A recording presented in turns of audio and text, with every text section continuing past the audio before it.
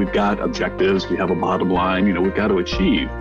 And so I amped up, what I was trying to do to make it even bigger, right? Well, this must be the way I need to get attention. I'm going to, make these actions even bigger and louder. And that was not motivational, right? That can be destructive, right? You can reduce performance, not increase performance. It creates a lot more heat than light. Welcome to the Being Human is Good for Business podcast. In each episode, the leadership development experts at Trilogy Effect explore how the process of self-discovery unleashes potential in us all. Now here's your host, Sherilyn Starkey. Hello, this is Sherilyn Starkey. Welcome to the Being Human is Good for Business podcast. Today, I'm joined by leadership development experts Heather Morass and Mary Beth Sawicki, who are partners at Trilogy Effect. Hello, ladies. Hello. Hello. And today we are welcoming as our guest Paul Johnson, who is the president of International Brake Industries, the market leaders in brake kits for automotive aftermarket for more than 50 years now. Welcome to the show, Paul. Nice to be here. Thank you. We're so excited to have you here, but I think before we get into the nitty-gritty of the conversation, can we start with you just telling us a little bit about yourself and your career background? Yeah, sure, Sherilyn. Again, thank you. It's nice to be here. I've been in the auto aftermarket here for about 20 years. But I guess if I think back, I started as just kind of as a mechanical guy. I actually grew up loving airplanes and cars, and so right. I became an aeronautical engineer and worked for Boeing for a few years.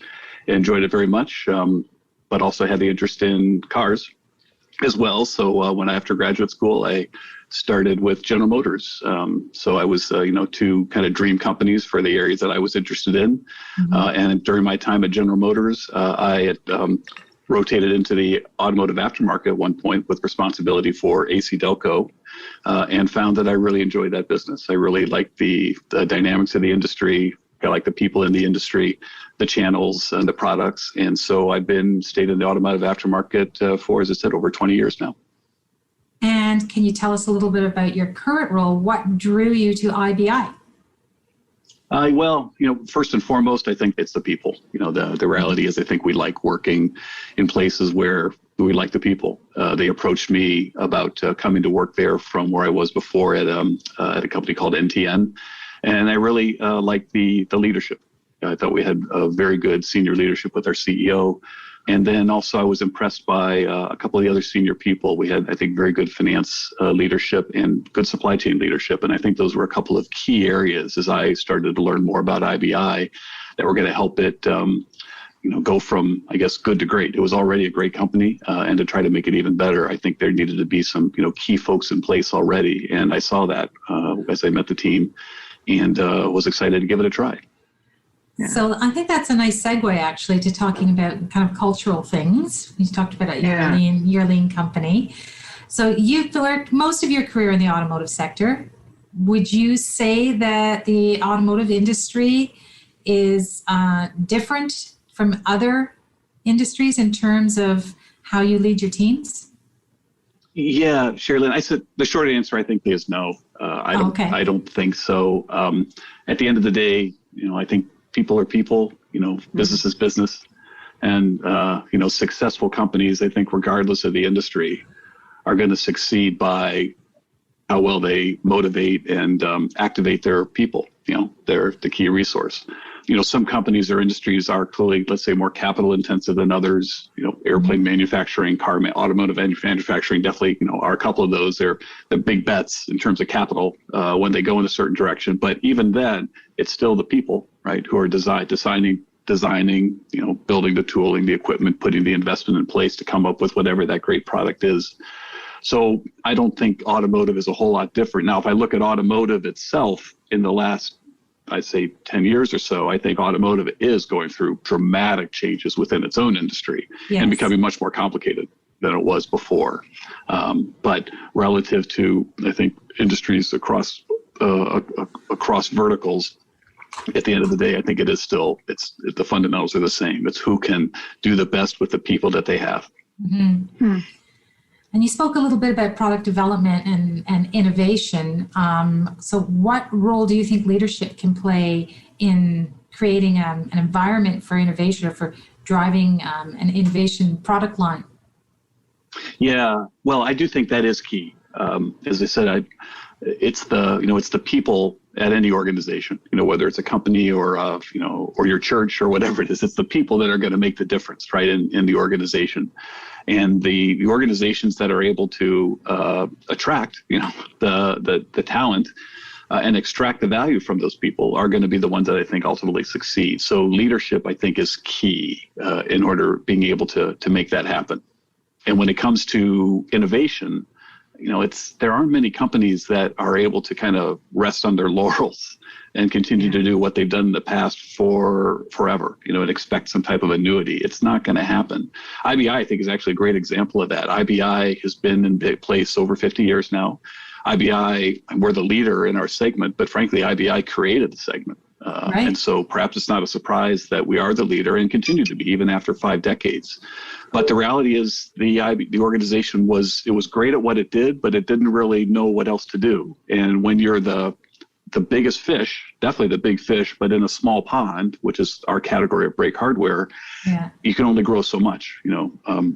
What do you do after that? And I think our leader, our CEO, saw that when he was looking for some new leadership or to come in and kind of help take the and maybe not take the blinders off, but at least expand the blinders to see what else is possible. And I do think I was key in helping IBI do that by realizing that there's more out there and that we should challenge ourselves to innovate, to come up with more things to do, to get aggressive in the areas where we are, because the reality was we were starting to lose some share of wallet to primarily to lower cost overseas sources, but also to go into new areas. And so in about 3 years, we went from essentially, one major line. We've added 5 new product lines as well, because of, the focus on, I think, innovation and not changing the culture, but let's say expanding the culture to realize that what we're doing is great, and we can take that knowledge and capability and expand it into other areas,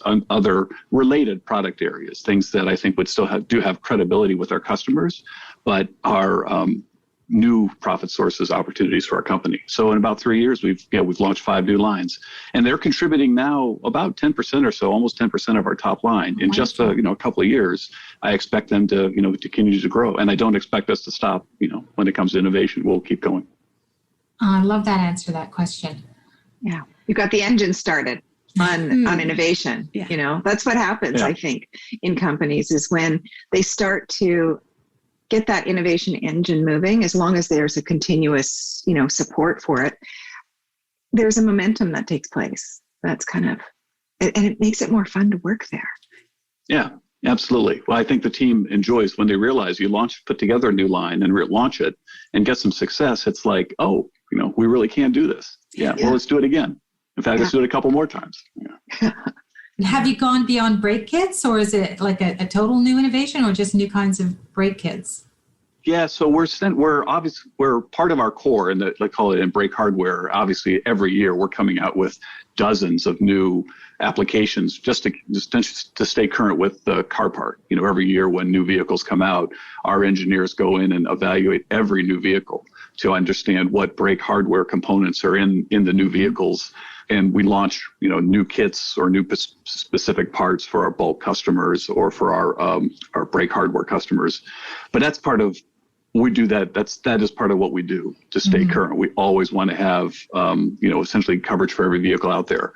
But in addition to that business, we've taken that knowledge or that understanding of the aftermarket and are going to new product areas. But it's important for us that we stay relevant. I mean, our title is International Brake Industries. Right. So if we come up with a new exhaust system, we might have a little bit of trouble with relevance. Okay. So we do want to stay, essentially call it around the wheel. The components we're coming out with or the product lines we come out with are generally ones which are brake related, but we also want to be sure we don't compete with any of our customers. We want to help our customers. We don't want to, start to compete with them in things that they're doing. So we're trying to careful to find areas that add value, but also are supportive, for our customers as opposed to challenging. I'm just struck by how you're talking about innovation, and I'm remembering the last time that we were together and how you wanted to introduce vulnerability and its link to innovation, and vulnerability, including uncertainty and risk and emotional exposure, and innovation includes all of those things too. And so you took some coaching from your daughter around vulnerability and had this conversation with your team. So I'm just curious about how that has been showing up and influencing what's going on at IBI. Well, thanks for bringing that up, Mary Beth. So you're 100% right. Actually, you are 100% right. And I give credit to the Trilogy team.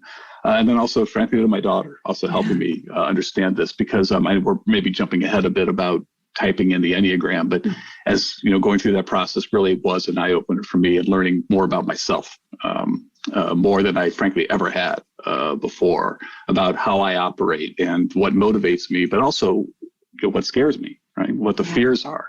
And that's a real eye-opener, not just for yourself, but for the other people that you work with when you go through that process, to know what motivates them, but also to some understanding of what they're protecting against or what they're afraid of is key. So in the case of my type as an 8, we don't want to be vulnerable, right? In fact, that's a sign of weakness. You wouldn't want to show that.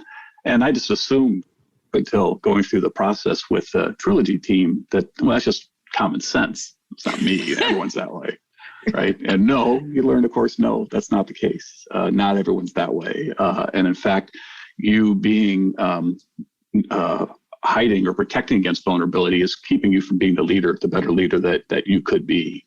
So, Mary Beth, I think in the example you raised, I think I remember that session well. One of our product lines that we were working on at the time was a product line called analog brake sensors, ABS. And we had been working on this product for quite a while. And in my, old 8 fashion, I had set some rather aggressive timelines that the team was trying to achieve. And neither I nor others on the team, I think, wanted to express any type of vulnerability in the fact that the timelines weren't achievable. We weren't going to make it.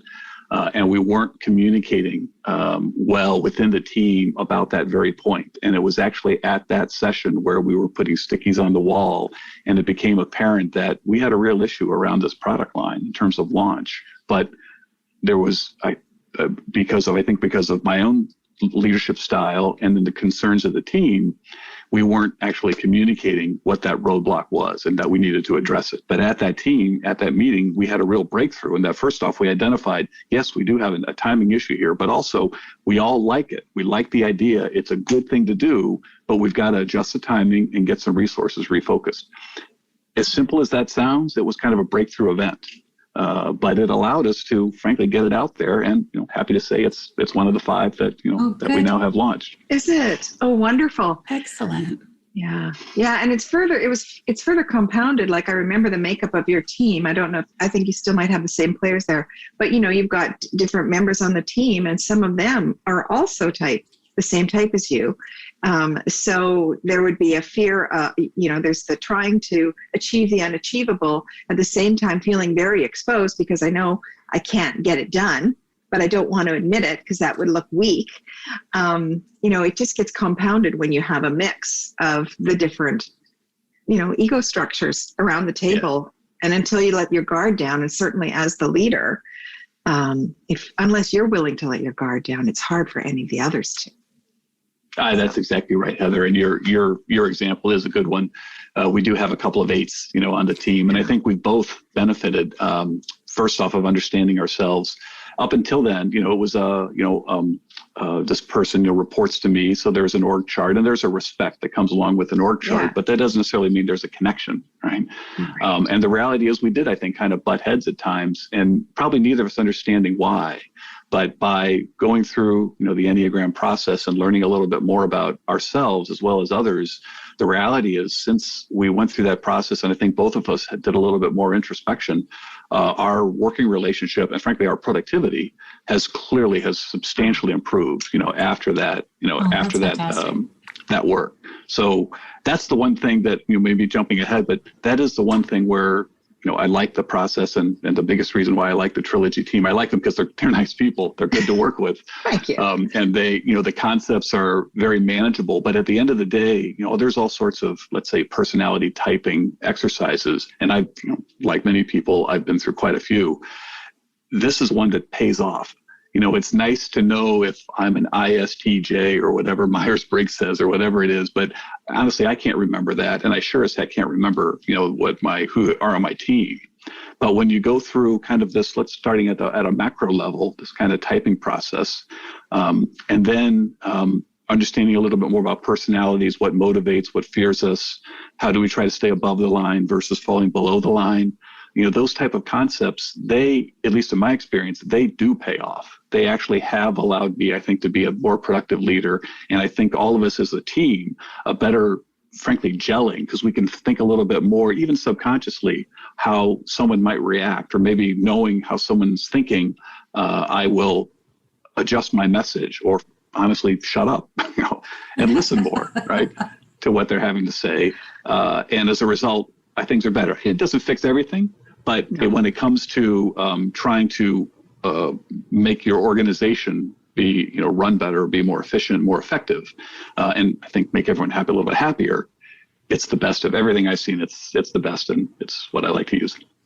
Mary Beth, can I ask you to explain for listeners that have never heard of the Enneagram, what is the Enneagram, and can you tell us a little bit about this very famous Enneagram 8 that we've been talking about? Of course. So the Enneagram is a framework of 9 distinct personality types. Each type has associated habits and patterns of thinking, feeling, acting, and what's really key are the underlying motivations and beliefs underneath that, which are often hidden from just our conscious awareness.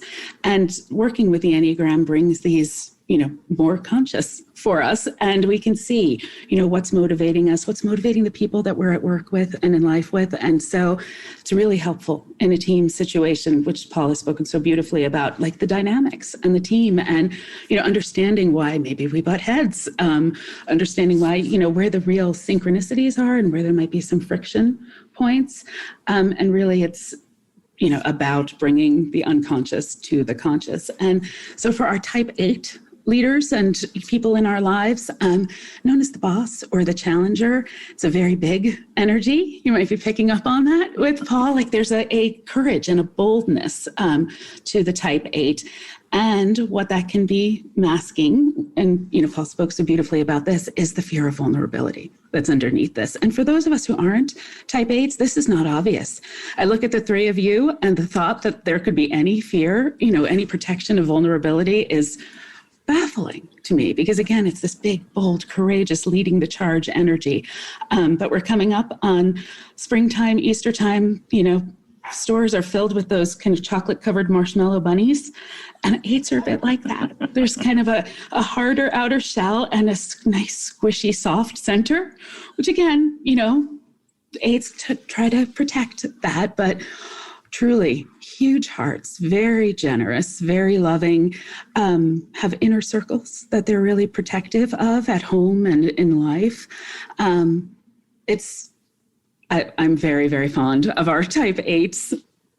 Often what happens with the type 8, I don't know if, Paul, you have this experience, but I know my inner landscape as a type 8 is I see what needs to be done before I can put words to it.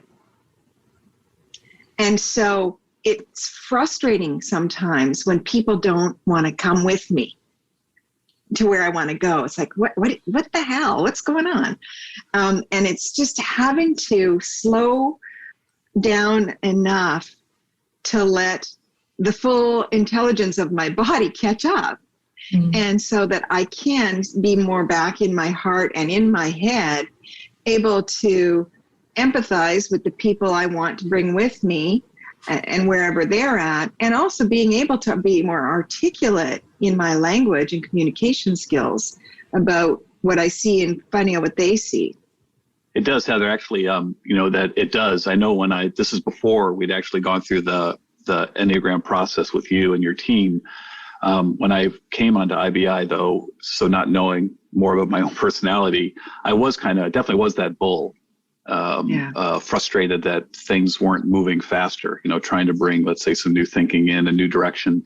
And as I said before you go through a process and understand a little bit more about yourself, you just assume, well, this is how I'm communicating, and the urgency I'm trying to convey is what everyone, would feel. This is just business. We've got objectives, we have a bottom line, we've got to achieve.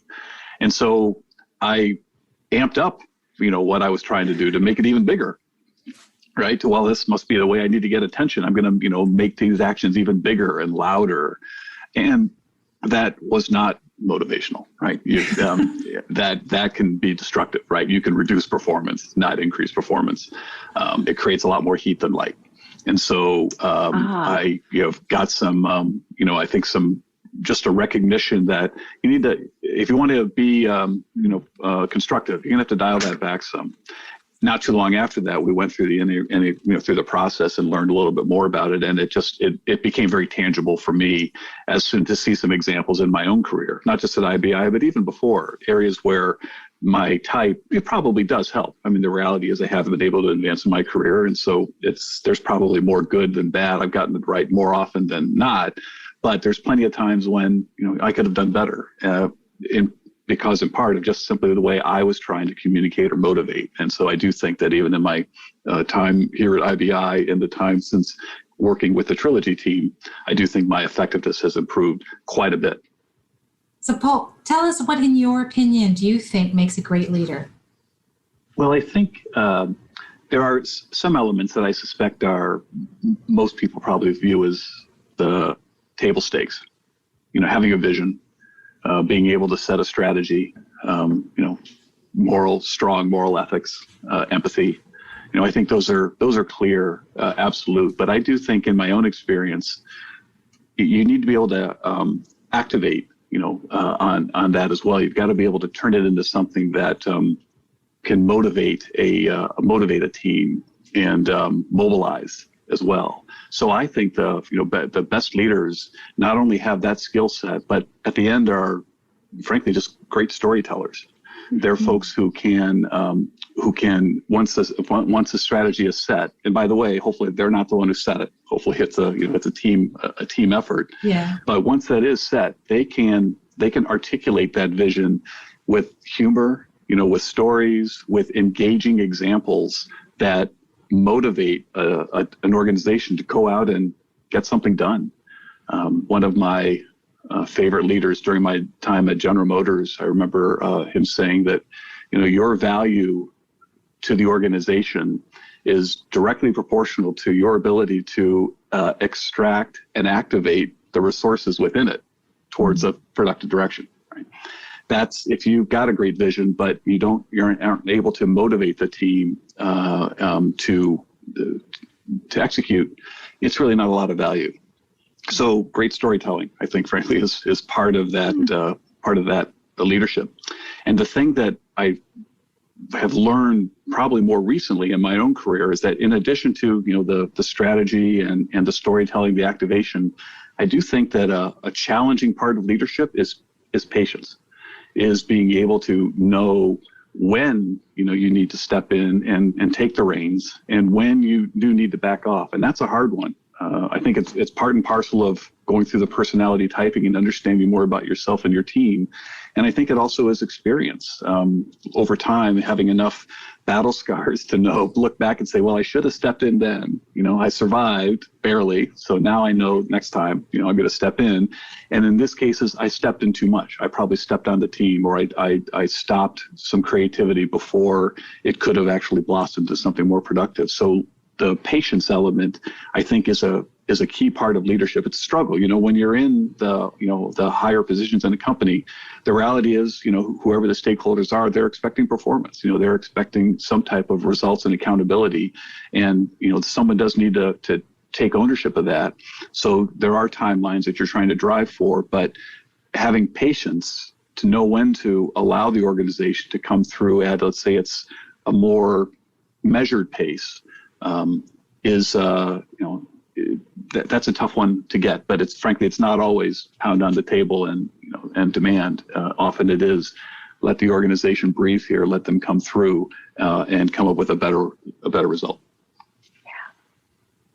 Yeah, that's a lifelong practice, isn't it? That whole finding the patience and trying to determine whether to move in or stay back until it comes.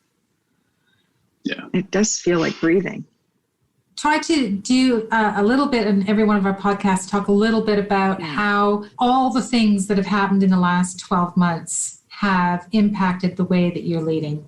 So yes, the pandemic, and yes, working from home, and also the kind of cultural changes that have been going on as well over the last 12 months, the Black Lives Matter movement and all these things that have come to the fore, probably as a result of the pandemic.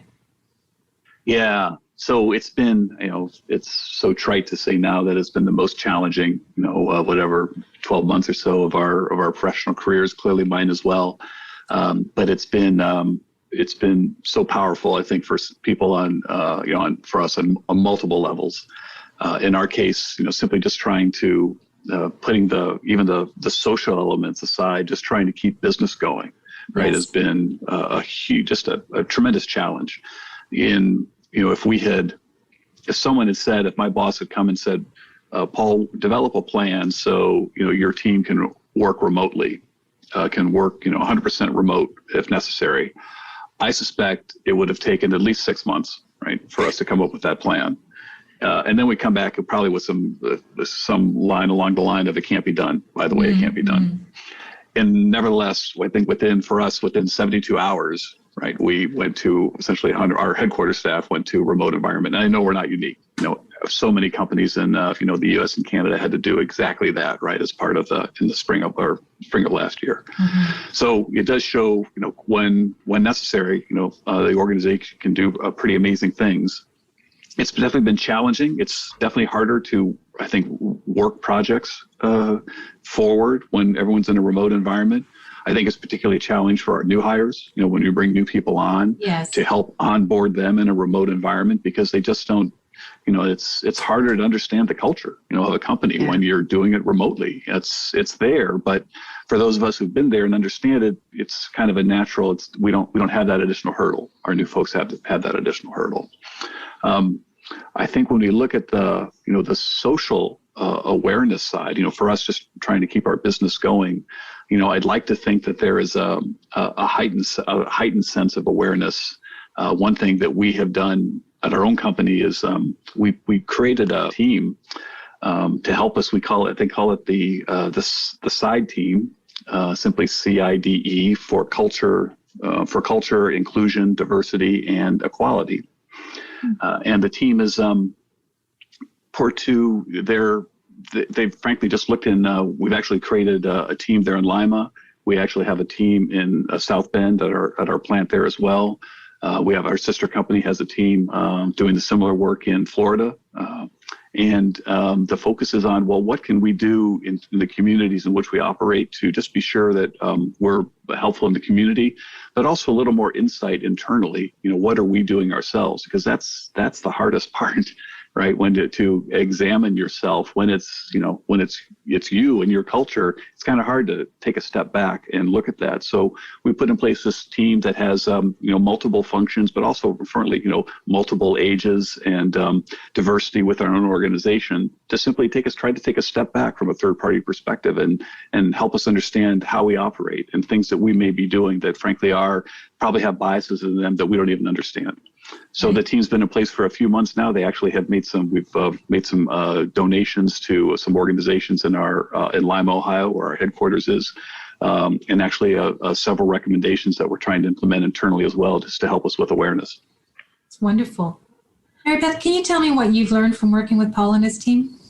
Oh my goodness. I think what landed probably most deeply for me was the work around innovation and risk, and Paul's willingness to be vulnerable and model that for his team and create, it's actually related to this previous conversation, to kind of create the safety for that conversation, which really creates the safety for these other conversations that need to happen and that are happening. So it's that 8 energy too, right? It's kind of that courageous, I am going to risk this vulnerability. It's what we need as a team, as an organization, and it's what we really need on a global scale as well. So I think that is one of the things I was most left with after working with Paul and his team. So would you say that, Paul, that learning about this Enneagram framework and using this tool personally and with your leadership team it sounds to me like it's kind of driving a bit of a cultural change across your organization. Would you say that's true? Well, I mean, cultures are deep, right? It's hard. It's definitely hard to change a culture. So I probably wouldn't go so far as to say that we're, maybe we're sanding off some of the edges. I suppose that's possible to say. But I do think that, I mean, at the end of the day, it's a 50-plus-year-old company. The norms that I think are there, the expectations are set pretty well. And the reality is, I think that, as we recruit people, those that do well in our organization probably are the ones that kind of culturally adapt to what we have, as opposed to coming in and changing it to something notable. But I do think that the Enneagram process and the awareness that the Trilogy team has brought to us has helped us perform better within that framework, recognizing that, okay, well, there's kind of a culture that we're operating within, which I think generally is healthy, but has some issues. We can, by having a little bit more awareness of how we operate, how we interact, what motivates us, what scares us, allows us to fall below the line less often. Right. We still do, we do still have, times when we're probably more negative than we should be, or things that allow us to bring us down there. But by going through the Enneagram process and understanding what our triggers are, what are the things that are likely to set us off, by just being aware of that, even subconsciously, more often I think we can stay within our culture, we can stay above the line and trying to stay forward thinking and productive, as opposed to, coming up with excuses and looking for people to blame and the stuff that just will drag an organization down. I think that's really wonderful to hear, actually, because something we've always said is, like, we're not fixers. We're not coming in to fix people. We actually don't think people are broken. And so when we're able to go into an organization and just have it, it's kind of, there's an automatic tendency for all of us to think something's wrong here. Something's wrong. And it's probably me. And I don't want to look at that. So it might be you, so there's a lot of, and that's reactivity. That's all below the line kind of fear, fight or flight stuff. And if we try and resolve things from that place, it only creates more of it. Instead of coming back to, we're all just people here. It's what you said right at the start of the podcast.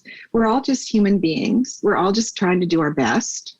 We all want to make a difference with our lives. And some things aren't working the way we want them to. So how about taking a look at just shining the light on what's going on here without blame or judgment, and seeing where we can just raise our consciousness a little bit to take a more considered and thoughtful approach. And it actually sometimes it's easier. It actually frees up energy instead of taking more. Okay, thank you to IBI President Paul Johnson, and to you, Heather, and to you, Mary Beth, from Trilogy Effect, for joining me on the show today. And thank you to all our listeners. We love you.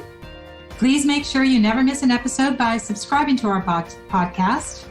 Please also leave a rating or a review if you can, and recommend us to your friends and to anyone you know who wants to be a leader or who is a leader and wants to improve and raise their game and be the best leader that they can ever be. I'm your host, Sherry Lynn Starkey, and this is the Being Human is Good for Business podcast.